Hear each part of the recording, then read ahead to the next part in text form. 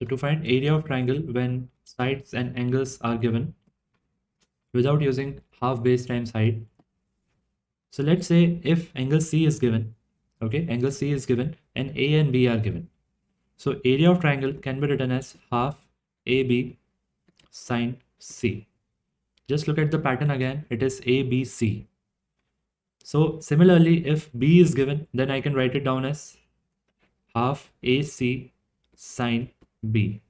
And similarly, if A is given, then I can write it down as half BC sine A. So it is very simple to learn this formula. Two of the sides and sine of angle between those sides. There shouldn't be any other angle. Okay, if I'm taking A and B, then I have to take this sine. If I don't have this angle, then somehow I have to manage to get this angle in the question. Similarly, if it is AC, then between A and C we have B, and between B and C we have A. So that is how it works. For area of triangle, we don't have to learn anything. Okay, if you remember how this formula is written, it will be more than enough to solve questions.